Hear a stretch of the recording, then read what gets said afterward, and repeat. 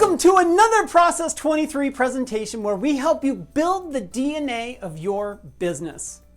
I'm Andy Goldsmith, and today I want to talk to you about becoming a fast manager. In 2010, I was a partner in a dental practice. We had over 20 people on our team.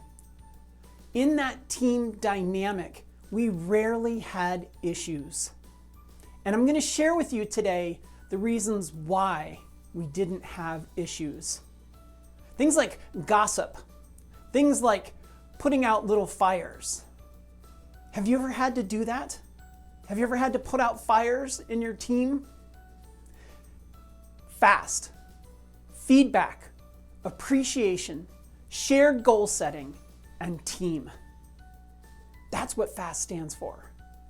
So let's dive into each one of those topics and get a closer glimpse and a better understanding of how you can become a fast manager.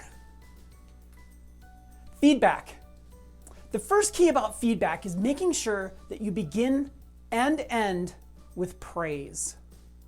You always want to let the employee or the team member know that you still like them. It's the behavior that you don't like, or it's the behavior you want to change. It's just like a child. You still love your child. You just don't like the behavior that you're seeing. So you always want to begin and end with praise. The other piece is you always want to be solution-oriented.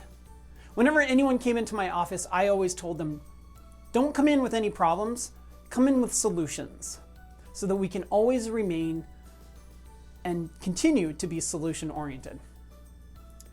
Be specific when you're giving feedback.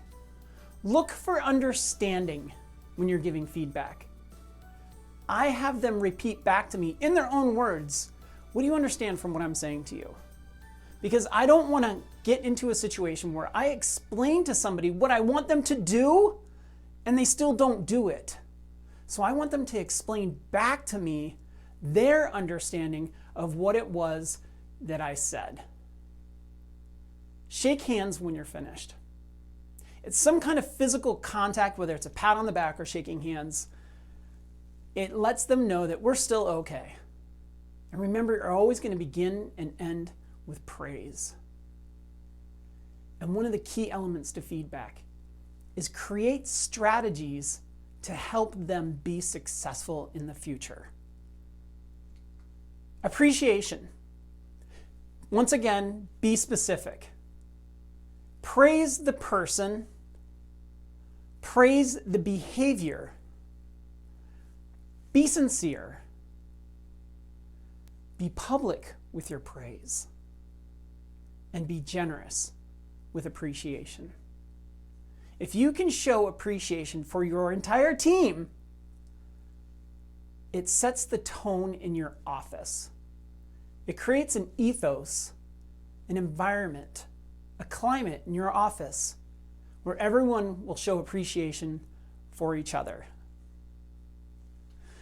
Shared goal setting. It's important to evaluate previous goals.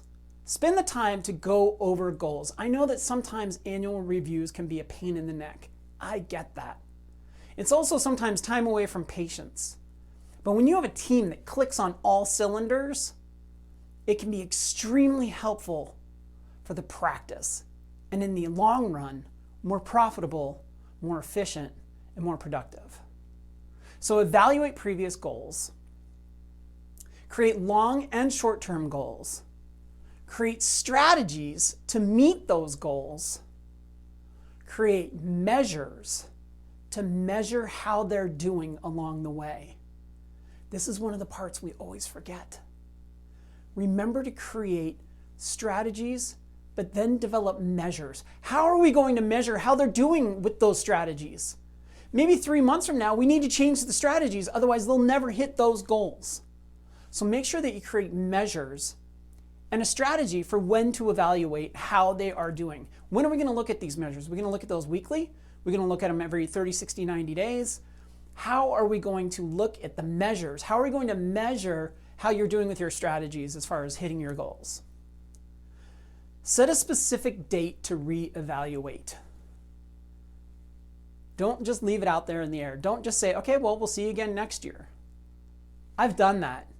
And what happens is it sets up animosity between you and the team member. Set up a credibility point, just like you do with the dental hygiene patients. When they come in for a prophylaxis, you set them up for their next appointment. Do the same thing for your team members. So evaluate previous goals, create long and short-term goals, create strategies, measures, and be specific about when to reevaluate. And the next part is team. I believe the team in your dental practice is so important. I've created a whole nother section just on developing a team. But team starts with mutual respect. That is paramount to everything. Mutual respect. Working together. Treat all positions as equally important to the practice. Create a code to agree to and have a zero tolerance policy on gossip. In our practice, we didn't even tolerate gossip to the point where if someone came up to me and said, "Do you know what so-and-so did?"